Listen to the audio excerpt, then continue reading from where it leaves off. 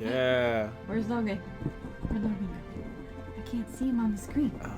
Where'd he go? There he is! Testing. Testing. Testing two babies. Yeah, Papa. Wait, babies? Where's the other one? Oh. Daddy. Yeah? Yeah! He's just kidding. Yeah! Yeah! Daddy's up here in the dark. Ugh, there is a lot of brooding in this movie. Oh my god. It's So up much. there. So much It's up brooding. there. Okay, this is a positive review. Feet. What about your feet? No. Ah! Ah, he's got me! Zilla's got me!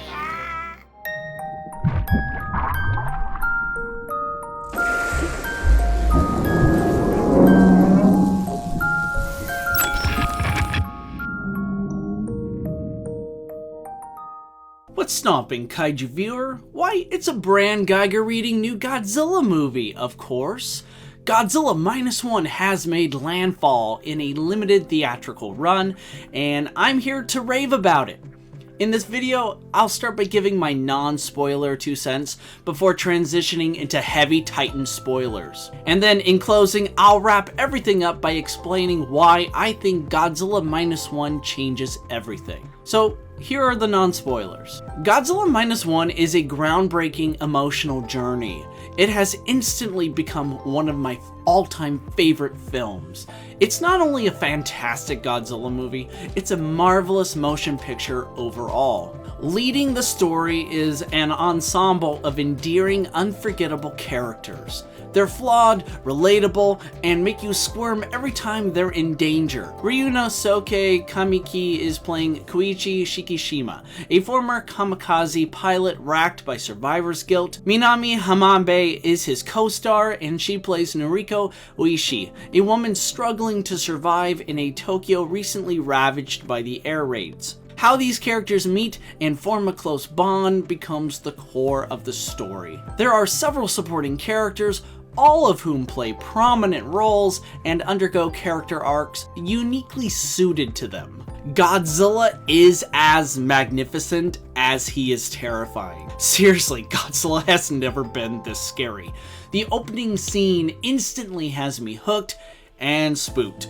Despite being one of the smallest Godzillas, he's never felt larger than life until now. Whenever Godzilla appears on screen, it's awe-inspiring, not only because of the immersive, impeccable special effects, but because Godzilla instantly commands our respect and dread. Unlike so many other variants of our beloved King of the Monsters, Minus One Goji is a fearsome killer. He inexplicably hunts humans down, and if he's successful, ruthlessly destroys them. In many ways, Godzilla takes on the role that quite a number of his kaiju antagonist enemies of the past have been. So it's a very nice, interesting flip on that. Director Takashi Yamazaki has created one of the greatest Godzilla films ever made. From heart-pounding action sequences and spine-chilling imagery to immersive scenes teeming with emotion and humanity, Mr. Yamazaki has masterfully crafted an engaging motion picture unlike any other. The post-war Japan setting was a stroke of genius, further demonstrating the longevity and ingenuity of the Godzilla series. Brilliantly recreated by the filmmakers, this time period from the past felt new. Music composer Naoki Sato has given what might be my favorite original soundtrack of the year. In movies, music is vital when it comes to maximizing the immersive experience, and Mr. Sato did an extraordinary job. Godzilla Minus One is an emotionally charged, harrowing experience. It just might be the greatest Godzilla film ever made. Whether or not that will remain the case in the years to come, it seems safe to say that this film is a must-see for Godzilla fans, but fans of cinema alike. Okay, so here are the spoilers. In Godzilla Minus One, the events of the story and the fates of the characters are interwoven. As a writer and avid reader, the lines between what is story-driven versus what is character-driven always felt like a little blurred semantics to me. If there is a defining difference between the two, its story-driven means inevitability, similar to the concept of fate, while anything character-driven is an appeal to free will, or to quote one of my favorite lines from the TV show Angel, if nothing we do matters, then all that matters is what we do. Okay, so with that preamble concluded, I think Godzilla Minus One successfully balances the two. Time periods, excuse me. Time periods grant that special privilege as major historical events happen whether our characters like it or not. There are exceptions to this, of course, but in that case, we're going to talk about the characters and the story because they are, in many respects, they just are woven, they are connected. I would say inseparable. Koichi Shikishima is our main character. He's a former kamikaze pilot suffering from survivor's guilt. He's haunted by the ghosts in his head. Earlier in the movie, he has a chance, presumably, to end the threat posed by Godzilla, but he doesn't do so and watches pretty helplessly as Godzilla annihilates an entire team of his mechanics. I think Koichi is a solid protagonist. He does brood a lot, but it's important to remember different characters, different people process and express trauma in their own way. Koichi's pain and grief are at times difficult to watch because it hurts to see him struggle. His goodwill, however, becomes paramount. Unbeknownst to him, he's a good person deserving of a good life. And the story, his story in itself is his journey from feeling like he's dead, that he never really, everything, his experiences with Noriko and Akiko, as I'll soon explain, it's all like some dead man's dream. His journey goes from that to actually realizing he has a pulse. He's not only alive, but he's worthy to have a good life. After all, he risked everything to stop Godzilla, heroically putting himself in harm's way in order to save everyone in a truly spectacular sequence, just jaw-dropping. Like, you have to see it to believe it. The film subverts the self-destructive idioms of being a kamikaze pilot, or should I say, the film subverts the self-destructive ideologies of being a kamikaze pilot in a big way, with Koichi choosing life and Godzilla, inexplicably becoming a kamikaze kaiju of sorts. Noriko Ueshi might be not only the heart of the story, she's my favorite character. Our first impression of her is meant to be unfavorable. I mean, she seems to be a thief, but then we find out she's stealing not only for herself, but actually she's trying to care for this small child named Akiko that she has taken upon herself to adopt. There's so much here that is worthy of just a series of film, video, just being able to explore just what makes these characters meaningful, impactful, the things they do, from very small, subtle choices, actions, to huge, to doing something that is life-changing. It more than merits its own, I'd say, analysis series. I love how all three characters, all of whom are unrelated yet are orphans just the same, end up forming a family. It's original, unexpected, and endearing. Koichi and Noriko both share noteworthy character establishing moments. Koichi basically deciding, there's a moment where he's holding this child that's not his, that's just been given to him out of the blue, and he's kind of wrestling whether or not he can support this child or should, and he briefly considers leaving it, but then, he's a good person, and he's not going to leave this kid, and he knows, it's going to be rough. This is no time. This is post-war Japan. It's, in his eyes, it's no time to raise a kid, but he does the right thing, and Noriko sees in that, especially when she kind of questions because she'd been watching and waiting for him to get out of that area and walk closer to her so she can make her move to get Akiko. That's the name of the cute little girl who is amazing, perfect in every way. you know, she had been waiting for him to walk near her so she could get the kid back, but later questions him, why didn't you just leave him there? And he's like, that's no good place to leave a child. And she's just taken by that. It was really quite it was really quite something to witness.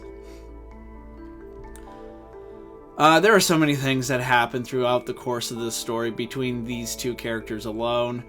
In many respects, even though I said earlier Koichi is the protagonist, I feel like Koichi and Noriko are both the co-protagonists of the story, because as Noriko says to him, you and I are the same, and it struck a chord. It's a powerful scene. There are many powerful emotional scenes between these two. Both Koichi and Noriko encourage the other to survive at key points of the story. There are moments where Koichi is being just burdened, haunted by the ghost in his head, and she even says as much, but she's there to hold him because he's questioning whether he's alive, and she says, you are alive, can't you feel it? You know, can't you feel kind of like my heartbeat? Can't you feel your pulse? And then later, of course, Koichi comes to save Noriko during Godzilla's epic rampage. It is just mind-blowing, and more on Godzilla in a second. I thought I'd save him for last in this spoiler tomahawk of mine. It's powerful as someone who can deeply relate to, at times, feeling down, that, you know, you just when you think, you know, you've thought everything through and you know everything seems hopeless, share that with someone you trust. I mean it. Share that with someone you trust and believe and love, and you'd be amazed by sharing your problems, your burdens with others, by the sort of ideas, the solutions others can bring up. I mean, we don't always see what's in front of us. Sometimes we're too far in, we're too deep, and we just can't, and we need help. And seeing that happen on screen in the most profound way was deeply moving. I will just add that the reunion in the end. Okay, so there's some context. So Godzilla nukes the city. His atomic breath just makes everything get blown to smithereens. And in this heart-stopping moment, as the blast wave is coming, after Koichi just saved Noriko's life, Noriko just returns the favor and just pushes him into a building right as the atomic shockwave strikes, and she's just gone. And it just, oh god, I gotta tell you guys, on one hand, a part of me was just screaming, for goodness sakes, Noriko, tackle him, save both Koichi, the man you love, and yourself. You can do it. But she doesn't. It's one of those like impulsive decisions that are forgivable. You understand why people do these things, and she does. She saves his life, but at what seems to be at great cost. Like, it looks like she sacrifices herself for him, and it leads to one of the most visceral like images as a Godzilla fan I've ever seen in these movies.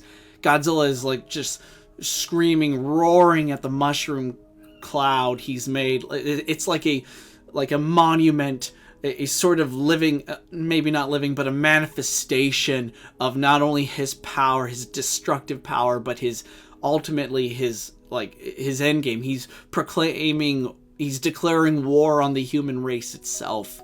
And all Koichi can do is watch. He's alone, surrounded by rubble. He just lost the love of his life, and the man just breaks down as it begins to rain black. Black rain just falls, just exactly how it was for Hiroshima and Nagasaki. And it was just deeply traumatizing to watch. It is probably the movie's most powerful moment, and it just is incredible. But in the end, we learn Noriko is alive, and the reunion between Koichi, Noriko, and Akiko is so earned. I know it's so unexpected and just highly unlikely that Noriko would survive such a thing, but I loved it. I felt it was earned. These characters deserve a happy ending. It was just so powerful to see her alive.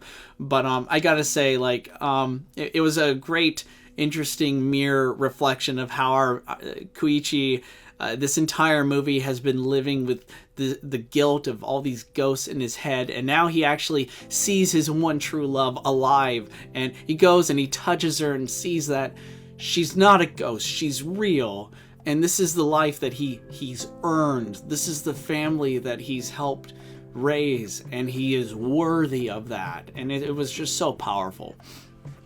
With that said, I don't want to be a downer, but most of the main cast, Noriko and Koichi, will likely succumb to radiation poisoning. I mean, okay, I'm sorry to be the bearer of bad news, but, you know, it's no coincidence we see black veins on Noriko's neck before cutting to Godzilla's resurrection. Hey guys, by the way, I did announce spoilers. This is spoilers. I'm sorry, but we have long entered that, so I'm gonna keep going. Although Noriko survived an atomic shockwave, so maybe she'll survive this. I mean, who knows? She might just become Ultra Noriko at this point. I'm all here for it. If anyone deserves it, it's her. But there are so many other standout characters. Kinji Noda, aka Doc. I loved his hair, first off. Man has great hair. I love how he concocted a new intriguing anti-Godzilla plan. I never would have thought about trying to, like, you know, not only sink him to the bottom of the sea in the hopes that the crazy sea pressure would kill him, but then, you know, if that didn't work, then actually using decompression. That was just ingenious. But yeah, so I think Doc is an all-around good person. He has a lot of good moments, especially when, you know, it's the night before they have their, what will likely be their one and only confrontation with Godzilla at sea. And, you know, he's telling everyone to go home, be with your families, and some people, you know, soldiers, these are vets, they're like, you mean to plan, right? And he's like, no, go home. We deserve this. It was so powerful and moving. Yoji Akitsu is a great leader and mentor. I loved every scene he was in, especially the first time they fight Godzilla at sea, which is insane. It's one of the, oh man, I will get to it. But I just loved how he's all like, we're going to take this creature down, we're going to protect Japan, and only to see Godzilla rise up and snatch another boat and just ravage it and pull it under the water. And he's all like, nope, never mind. It was great. His best line, in my opinion, is when he said, not having been to war is something to be proud of. That is such a powerful line. I mean, speaking as someone who's been raised in a sort of, like, you know, the only true honor is defending your country, you know, and by defending your country, I mean serving in the armed forces, which is an honorable thing to do. Don't get me wrong, but it's not the only way to serve your country. It's not the only way to be proud of who you are and what you do. And it's such a huge thing to hear from a veteran, from somebody who's seen the horrors of war, and he's talking to Shiro Mizushima, aka Kid, who, you know, is a very likable, determined youth. And he regrets not having been old enough to go to war, but, you know, we know the reason why is because he wants to fit in. That's his underlying motive. And, you know, Yoji sees that, and he's, like, just trying to help the kid understand, you know, there's no shame in not going. There's still so much you can be proud of. And he's saying it kind of like trying to conceal the pain, trying to conceal what he has seen. It's like when you see something so terrible, when you be at a war, you've been involved in something just so traumatic, you don't want anyone else to experience that ever. So when he's able, this man is such an incredible person, because he not only gives that incredible line, he then finishes it with, "We leave you the future." And that later, well, the future answers. Shiro comes back, and it's like such an epic scene, just to see that, like, when all hope seems lost, here he comes with a brigade of other tugboats, other people wanting to pitch in and do the right thing. Just unity. That's such a powerful theme. I love it, and I'm all here for it. And what could have been a minor throwaway role became extremely memorable in the character Sosaku Tachibana. Tachibana, GMK fans, we know what that's about. Much like how Koichi is guilt-ridden, so too is Sosaku. However, he initially pins it all on Koichi, which further poisons Koichi's mind, sending him on like a downward spiral. Sosaku Tachibana has one of the most subtle, impactful character arcs. However, he reaches a point where he's forgiven Koichi in his own way. It helps he eventually stopped Koichi as a ghost, which was the norm when it came to the treatment of kamikaze pilots. Tachibana, by the way, is he's a mechanic, and he had a long, what did he do during the war? Well, he would repair the fighter jets for kamikaze pilots. So he was used to seeing ghosts for all intents and purposes, men who were guaranteed to die. But instead of seeing Koichi as some sort of dishonorable man who left not only his post, but was, responsible for the death, the loss of life for his men during Godzilla's incredible opening attack, he instead eventually saw Koichi as a man worthy of life and gave him that final push to live. And it was so good. Oh, I love it. Also, a standout role, a very great character, is Sumiko Ota. Okay, so at first, we're supposed to see her as an antagonistic sort of person, and she kind of is, but this is all because she is suffering from trauma and grief. She lost her children in the Tokyo air raids. Of course she's going to be pissed off. She's going to be just so depressed and angry and bitter, and she takes it out on Koichi because when she finds out that he's a surviving kamikaze pilot. Most of us probably don't understand this, but it was a big deal during this time period back then in Japan, that it's kind of like the equivalent to being how deserters are dishonorable. It's like that, but multiply that by many magnitudes. And so she comes to see Koichi, even goes as far as blaming him for her loss. But over time, her true colors shine, and she's a sweet, wonderful person. I love how she immediately steps up and helps raise Akiko. Akiko, by the way, is pure and utter perfection, greatest performance ever. She's a lovable child. Every time I saw her, I wanted, my wife and I wanted to adopt her. She was just so perfect. And Sumiko Ota, just wonderful, amazing Auntie Ota, just steps up and was like, I'm gonna help you raise this kid. This is like rice. It's the only white rice I have. By the way, this is not for you, it's for the child. Okay? Adults can survive off of anything. She stepped up, mother of the year if you ask me. And speaking of which, there are no true human antagonists in this movie. Godzilla is an antagonist, arguably the antagonist, but I don't think he is. Both sides, human and Godzilla, are alike, are fighting to stay alive. Sometimes characters take on the role of antagonist. However, that's only the way it seems. The overarching antagonist to me is oblivion, just anti-life itself, and everyone is fighting against it. Humans have other humans to rely on, like family, friends, colleagues, fellow countrymen. Godzilla has only himself, and we'll talk about this soon. I loved how the core cast of friends openly and civilly challenge each other, be it between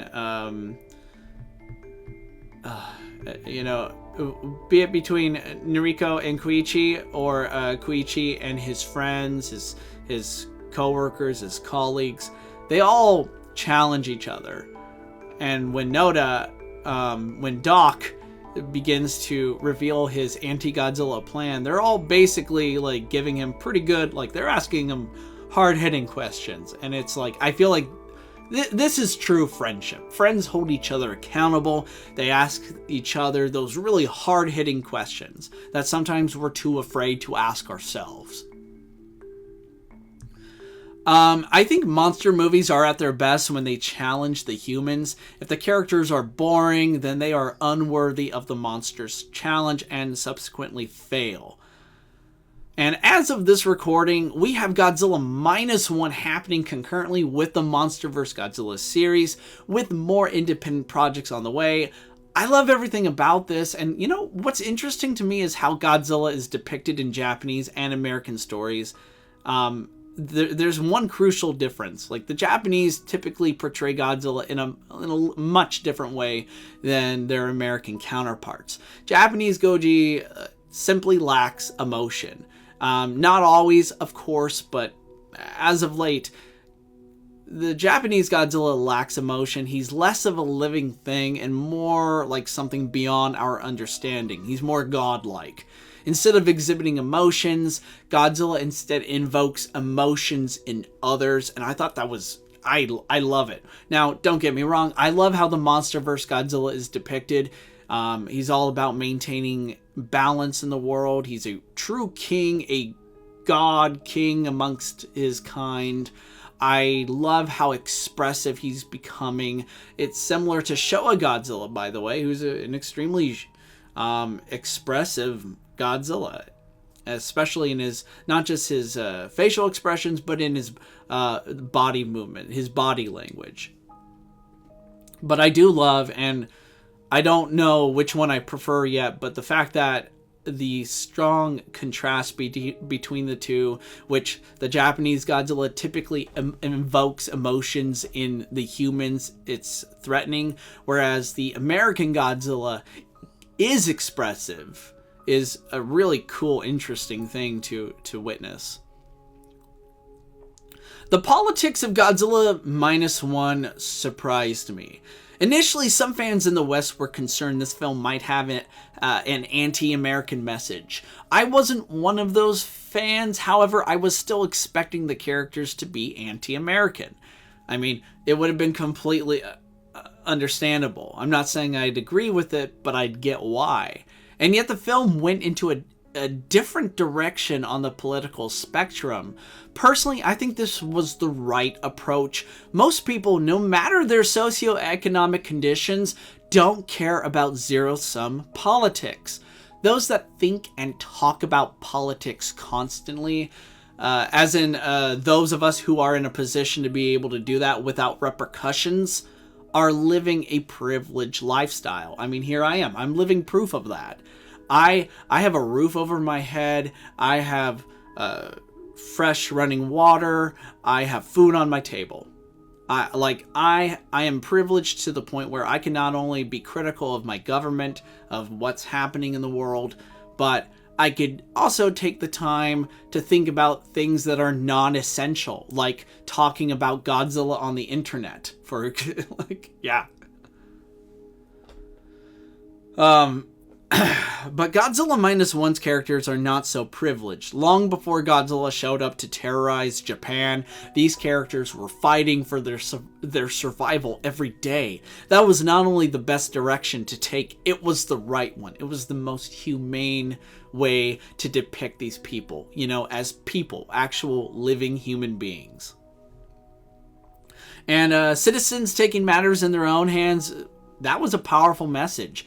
It's good messaging, especially if government can't or won't step up. People really do need to take matters in their own hands. And I like what they did. I like how innovative they were. It's great. I didn't like how the insistence of the mechanic needing to be Tachibana. I felt that was a little weak. Better explanations are needed when a giant rage monster is threatening your every way of life and it might attack at any moment. So why are we waiting on this specific dude? I know because the plot calls for it, but I think a better rationale could have been needed. Like maybe they tried several other mechanics. None of them were good enough, but Tachibana is the key. Similarly to how Koichi, I'm sure, was not the only pilot in all of Japan, they probably could have found somebody else. Also, still, yay on... no, I'm going to skip that. Love all the humans coming together, working together in the end. It was great. I think it's time we talk about the big G. So Godzilla is a true killer. We don't exactly know why he hates humans. I mean, in the original 1954 film, it's because Godzilla lost his entire family to the H-bomb tests, and he had been scarred beyond recognition by the agonizing thermonuclear heat. This Godzilla is likely experiencing incomprehensible levels of pain, but we don't truly know. And we don't know why he does what he does, and that's what makes him so terrifying. Godzilla in this is uncompromising. There is no reasoning with this one. There's no like Orca, bioacoustics device. There's no like Mothra, fairies coming together to help us, speak Godzilla, to help translate what he's saying. Director Yamazaki described him as being death incarnate, and that's a very apt description. The dead deep-sea fish heralding Godzilla's arrival further exemplified this. And what a monster this guy is. Godzilla is like, even from the incredible opening scene, which is terrifying. It truly is. The shot when, they hear Godzilla's roars in the darkness, and they're like, yeah, turn on the light up the whole beach, and as we pan over with the spotlight, and then Godzilla suddenly appears and attacks and goes on a rampage. Holy shit. It is, wow. And there are so many moments. Every time Godzilla shows up, it steals the scene. It is like, it demands your immediate attention. Because usually before he shows up, be it a train or cars or a burning, ravaged boat is being like thrown through the air, and everybody like immediately stops and panics because, oh boy, Godzilla is here. And I loved how when Godzilla shows up in Ginza, that's when the incredible Akira Ifukube Godzilla theme hits, and it was, oh, chef's kiss. It's just so powerful. Godzilla's iconic theme song plays at the perfect time, not once but twice during this film, and it's just, as a Godzilla fan, I was just, whew, I was loving every second of it. I mean, Godzilla using his atomic breath. He uses it 3 times. The first time, you just see like an eerie, ominous blue glow under the water in the ocean, and you know what's gonna happen, and it's just, whoa. But then the build-up, as the people of Japan watch on helplessly, we see Godzilla's spikes begin to glow ominously, and not just glow, but they're like literally like extending out in a bone-breaking noise as like one by one from the tip of his tail finally up to the top of Godzilla's head, we could see his spikes just getting longer and glowing more menacingly, and then it all like crescendos and Godzilla breathing in the air as his mouth is glowing bright. And then, boom, like just unleashes his atomic breath, and it just annihilates everything. And it's just so powerful, so unnerving, terrifying, and it's just, whew. Godzilla in this is just pitch perfect. Just epic. Oh man, and of course the final battle at sea is just crazy. I mean, both sequences at sea are crazy good. I'll start with the first one when Koichi and his team are at sea. All they have are like a 20mm gun, I think, and I'm not a gun expert, but it's used to blow up mines. Their job throughout the movie is to go around the Japanese coast and just severing and disabling mines that were planted there by U.S. and the Imperial Japan forces. And there's like estimated to be like 60,000 of these things. So they're going around and just disabling them. And now they're being sent as monster hunters.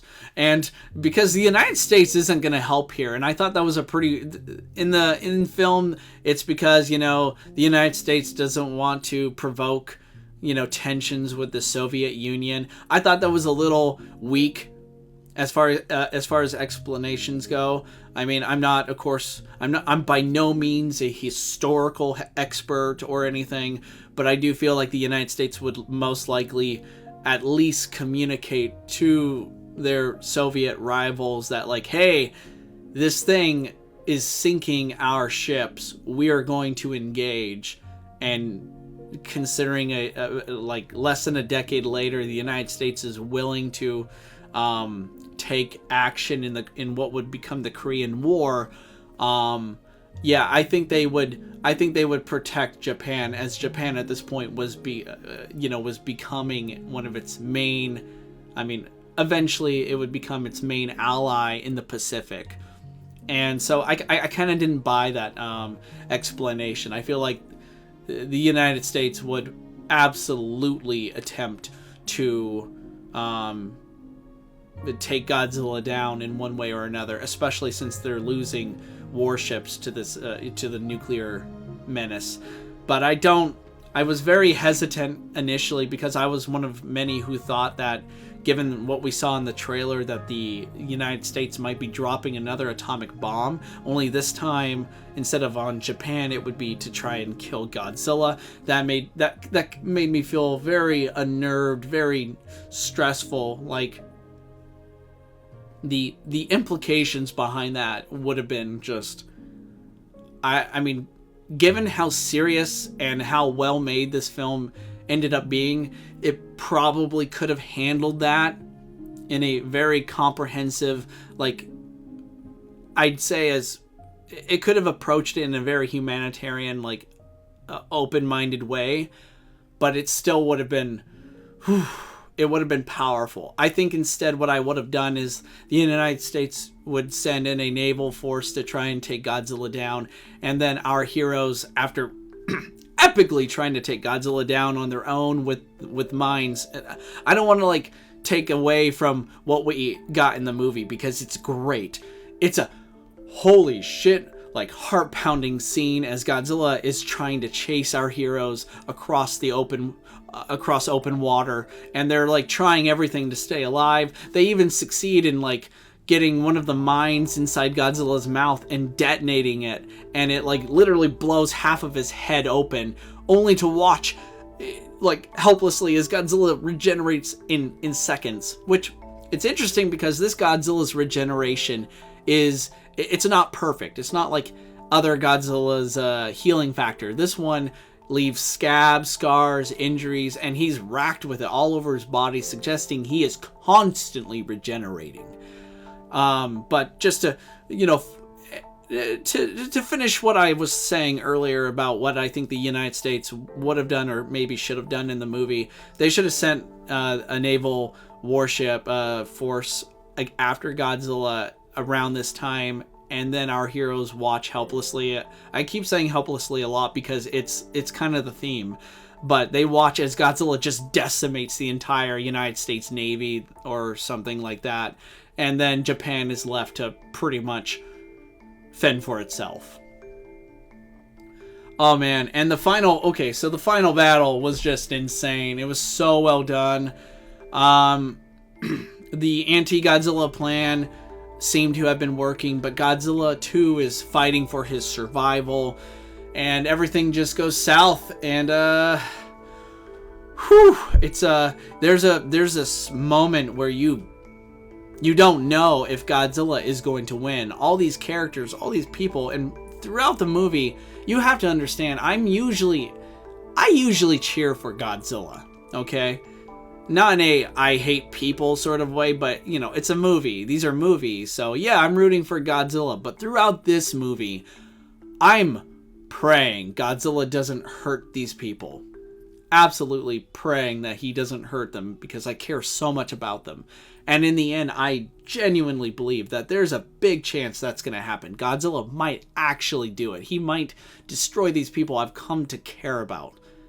And making things more intense, the sound is cut completely. It's just 20 seconds of silence as everyone watches on as Godzilla, who's survived decompression. His body is still kind of falling apart, but he begins to charge up his atomic breath, which we know is basically the equivalent to setting off like I don't know, a kiloton atomic blast, probably more. I'm sure people can do the numbers, but everything just goes silent as everyone prepares for what seems to be their untimely demise. And then Koichi comes in the most epic, harrowing way. I mean, the music is just so incredible, and he flies his fighter jet straight into Godzilla's mouth, and this ultimately leads to Godzilla destroying himself. And then just seeing Koichi surviving, Tachibana had a failsafe. He made it so that Koichi could eject and then parachute down safely. And it was beautiful, man. I'm about to cry. It's just so incredible. And, well, Godzilla, it's heavily implied Godzilla survives, or at least he's going to regenerate. But see, he's in so many different pieces, I have to wonder if we ever do get a sequel. And I'm open to that. I want to see more of these people. I want to see more of these characters. If we don't, it's fine because they earned it. They're amazing, and I don't mind meeting new people. But if we do see them, I hope I'm wrong, for example, that they're not going to succumb to radiation poisoning. That I really want to see that. I want to see them live. I want to see them live amazing, happy lives. But if there is a sequel, I mean, I thought about this earlier. I want to see more monsters now. I want to see, it would be cool to see, Anguirus return and have him and Godzilla have, a sort of remake of their epic, fierce fights from Godzilla Raids Again. Or maybe a new take on Mothra. Only in this, Mothra is just as... Maybe she's not as malevolent. I mean, I don't think this Godzilla's evil per se, but I don't think, he's most certainly not benign. But I would like to see maybe Mothra have a more apathetic, sort of amoral sort of view. It would be really cool. But interestingly, since there's multiple pieces of Godzilla at the end, because he'd used his own atomic breath, but he had his face destroyed by Koichi's plane blowing up with all these bombs inside of his mouth, in conjunction with Godzilla's own atomic breath, just surging in the back of his throat. There are now many pieces of Godzilla floating around, and I think it would be really cool if there is another movie, each of these pieces regenerate in its own Godzilla. Godzilla Civil War is where I'm going with this. I think that would be a freaking great sequel. There you go. You don't need other monsters. You just have Godzilla and Godzilla and Godzilla. And we know in this movie he's highly territorial. I mean, the humans have to lure him in their anti-Godzilla plan at the end of the movie actually have a recording of his own roar, and they play it during when on a boat, under the water, it plays it, and Godzilla does not take kindly to it. He finds this vessel and immediately trashes and throws it onto land, and it's crazy. It's scary but awesome. So I think Godzilla would not take kindly to other members of his own kind, even if they are technically clones of him. I think he would try and destroy them. So that's my sequel pitch. Alright, so now why do I think Godzilla Minus One changes everything? The original 1954 Gojira became a gateway for foreign films and cultures to become socially embraced throughout the world. Godzilla Minus One has the potential to do that and more. 1954's Gojira helped people worldwide understand the trauma the Japanese were feeling.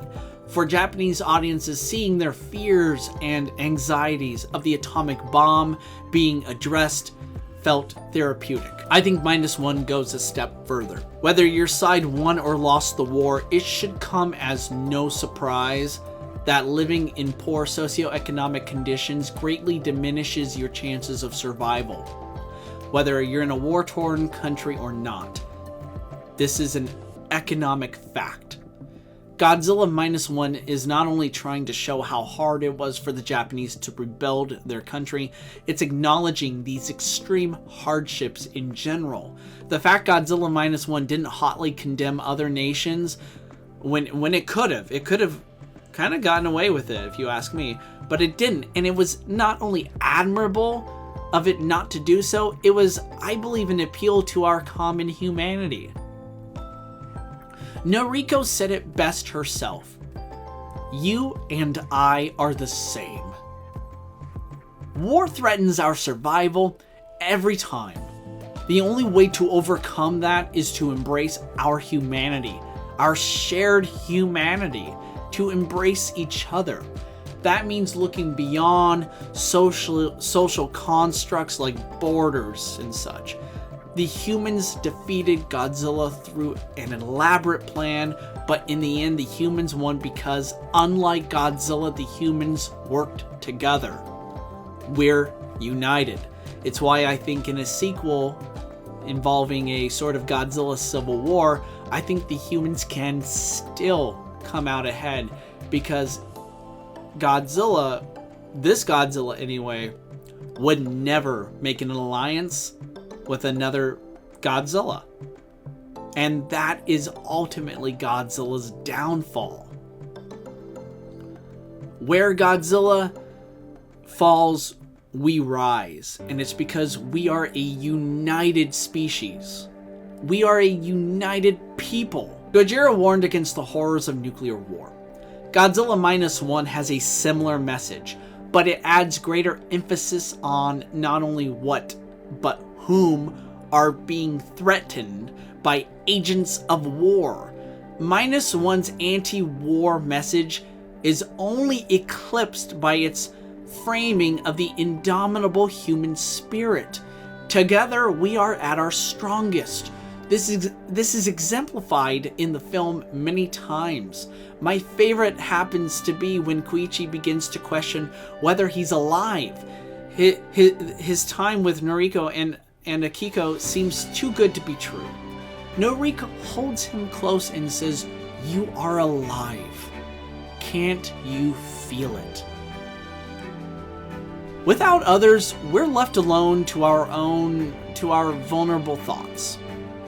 Sometimes we need others to help us navigate these dark paths we can't see very well with our own eyes. This becomes absolutely dire when we're questioning ourselves and don't realize the path isn't dark per se. We've just unknowingly had our eyes closed the whole time.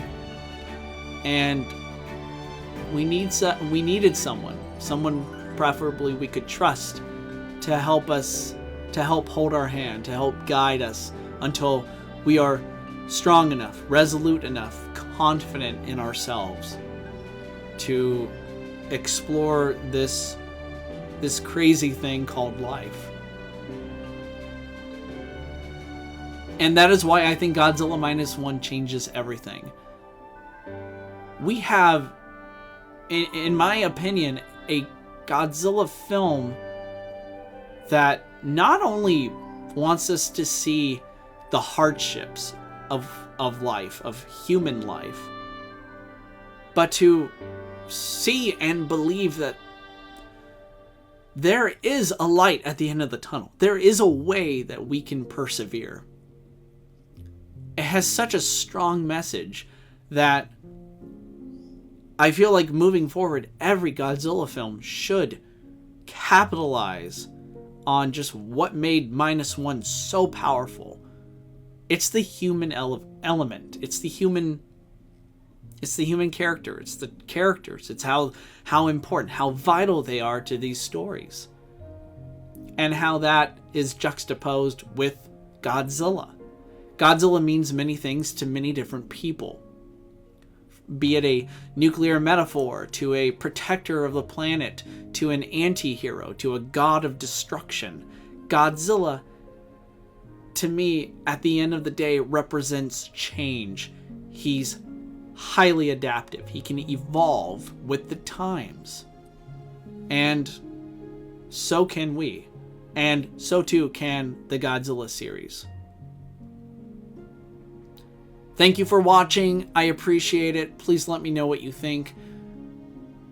I'll see you all later. Be safe.